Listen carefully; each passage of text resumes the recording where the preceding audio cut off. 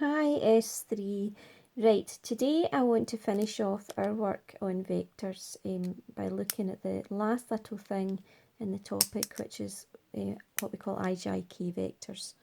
Right, I want to try to explain to you what IJK vectors are, but even if you're not 100% on my explanation, I promise you'll still be able to do the work, okay? Because it's one of these things that quite often I'm going to show you the proof for, or show you where it comes from, but actually you don't really need to know that to be able to do the questions and the exam and things, okay? So don't get too hung up on it, but I'm going to do my best on this YouTube video to explain where these vectors come from. Okay, right, I'm going to start with the I vector. Now, the I vector is a vector. It's a unit vector. So what do I mean by a unit vector? Well, a unit vector is a vector that's got a magnitude of 1. So if I think of this vector I, it's got a magnitude of 1, and the components of I are 1, 0, 0. Okay, so the components of I are 1, 0, 0. So if you think about that, what that means is to get to I would go along one place in the X. I wouldn't go anywhere in the Y, and I wouldn't go anywhere in the Z direction. Okay, so what does I look like on this diagram? Well, I simply looks like this. Okay, I'm going to try and draw it in red. Okay, looks like that. Right, it's a vector that looks like that. Right, and it's one single unit long. It's just a unit long, one single unit long. There's my vector I. Okay. Right, that's vector I. It's one single unit long along the x-axis. That's what it looks like. Okay, now my vector j, it's another unit vector. So that means it's exactly 1 unit long. But this time j, it doesn't have any x component at all. But it's got one single unit component in the y direction, and it doesn't have any components in the z direction. Okay, so what does it look like? Well, it just looks the same as I. It's 1 unit long, but it goes up the y-axis instead. Okay, so there's the vector j, and just like I, it's 1 unit long. Okay, pointing up the y-axis. Okay. And finally, if you hadn't guessed, the vector k is a unit vector, and it's only one single unit long, and it doesn't have any x component, doesn't have any y component, but it's got a 1 in the z direction. So when I draw it in the diagram, all it is, it's got no x, it's got no y, but a single z component. So there's the vector k there. Okay, there's the vector k. Okay, on the diagram there. Okay, vector k. And all these vectors are 1 unit long, and the components of those vectors are just like that. Okay, now j shouldn't have brackets around it. I don't know why it does. Shouldn't have put brackets around that j. Okay. Okay, so I is 1, 0, 0, j is 0, 1, 0, and k is 0, 0, 1. And that's what they look like on a 3-dimensional coordinate grid. I is a vector or a line 1 unit long along the x. J is a unit vector 1 unit long in the y. And k is a unit vector 1 unit long along the z axis there. Okay, now you might think, what on earth is the point in these things? Well, the point of these is that because these vectors are only 1 unit long, we can actually write any vector using these unit vectors, right? So I'll try and explain how we do that. So imagine I have a vector v. Vector v. Okay, now v has got components 3, 2, 4. Okay. So v has got components 3, 2, 4. So that means that along the x-axis I go 3, Along the y-axis I go up 2, and along the z I would come out 4 to get to v. Okay. If I was drawing it in a coordinate grid. Okay. Now, another way of writing v is v could also be written as 3 lots of this unit vector. Okay. 3 lots of 1, 0, 0. Okay. Plus 2 lots of 0, 1, 0. Plus 4 lots of 0, 0, 1. Okay, because if I add all that together, let's check. Okay, so what do I get? I've got 3 lots of 1, 0, 0. When I times that by 3, I get 3, 0, 0. And when I times this one by 2, I get 0, 2, 0. And when I times that one at the end there by 4, I get 0, 0, 4. Okay. And when I add them together, so I'm just adding all the x coordinates, that gives me 3. When I add all the y coordinates, that will give me 2.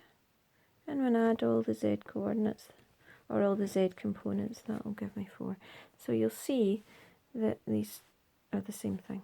Okay. So v can be written 3, 2, 4, or it could also be written as 3 lots of 1, 0, 0, plus 2 lots of 0, 1, 0, plus 4 lots of 0, 0, 1. Okay, and I've shown you that that just gives me the exact same components. So that must be the case. So let's have a wee think about that. What does that mean? Well, this 1, 0, 0, 1, 0, 0 is just the vector I. Okay, so 1, 0, 0 is just the vector I. So effectively, that up the top there is really just 3i.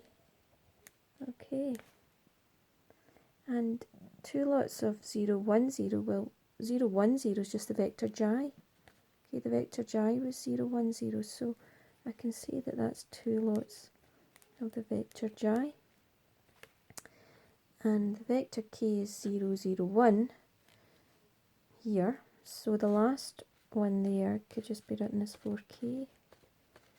Okay, so the vector v can be written in 2 ways. It can be written with the components 3, 2, 4, or it can be written as 3 lots of I plus 2 lots of j plus 4 lots of k. Okay, and you'll notice that the components of the vector v, when written in I, j, k form, are just the coefficients of I, j, and k. Okay, so v can be written in 2 different ways. It can be written in component form, using your x, y, and z components, or it can be written in terms of I, j, and k vectors.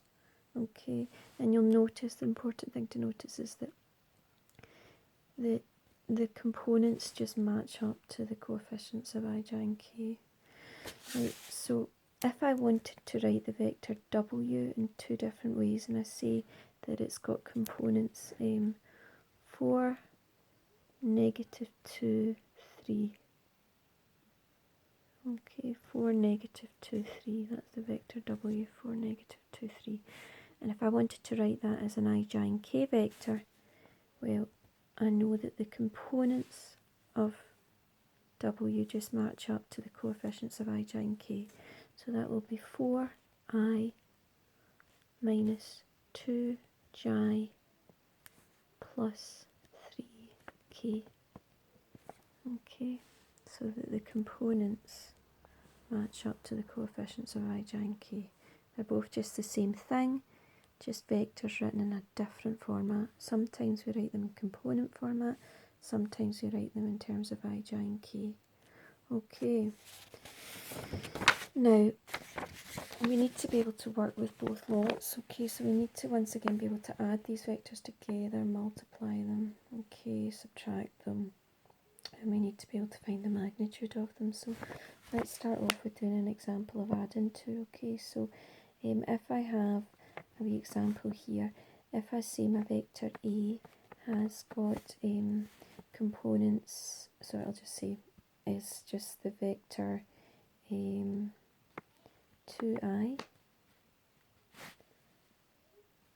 minus 5j plus 2k. Okay, that's the vector A. And if the vector B is 5i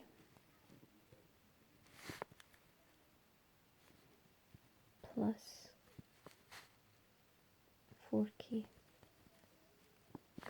Okay, so those two vectors there. Right, now a couple of things I want to know. First of all, I want to find what A plus B is. Okay, what's A plus B? Okay. Now, some people find it easier to write it in component form to add them. That's fine. Okay, to be honest, that tends to be what I do. Okay, so what I'm going to do A add B, I'm going to write A in component form. Right, so I would just do, well, the components of A must be 2, -5, and 2. Okay, because the components have to match up to the coefficients of I, j, and k. I'm going to add B, and again I'm going to write it in component form. Right, well, the x component is the same as the coefficient of I, so that's 5. The y component is the same as the coefficient of j. Now you'll notice there's no j here, but we still need to include a y component. It would be 0. When there's no j, it means the y component is 0. And finally, the z component would be 4. Okay. And when I add these, you know how to add them in component form. You just add the numbers together. So 2 add the 5 gives you 7.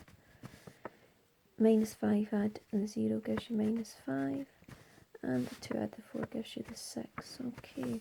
Now, that's all there really is to it. However, if you're asked as an ijk vector, I would suggest you answer as an ijk vector. So finally, I would say that is 7i minus 5j plus 6k. Okay. As my answer when I add them together. Okay. Right, finally, how would I find the magnitude of one of these vectors? So say I want to know the magnitude of A, the magnitude of the vector A. Well, all I'm doing, okay, is squaring the coefficients of I, j, and k and adding them together. So it would be 2 squared, okay, the coefficient of I, plus -5 squared, which is the coefficient of j, plus 2 squared, which is the coefficient of k. Okay. And that gives me 4 plus 25 plus 4, which gives me root 33. And I would just leave it like that because it can't be simplified. Okay. Now, I'm not going to do any more examples because you can imagine if you're subtracting them, you would just write them in component form and subtract. If you're multiplying them, you would just times the components by whatever number you're multiplying by. Okay, and that is pretty much really all you need to know about I, j, and k vectors. Okay, if you can't visualize them, please don't worry.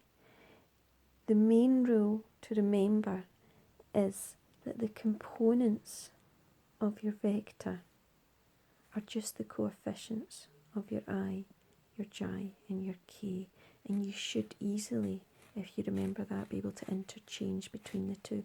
So if you're not comfortable doing a question with an I, j, k vector written in this form, just change it to a component, okay? Just change it straight into a component vector and work with it in component form.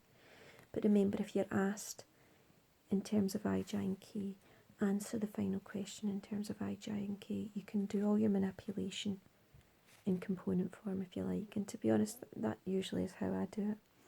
Okay, right, again, if you've got any questions, please ask, and good luck. Speak to you later.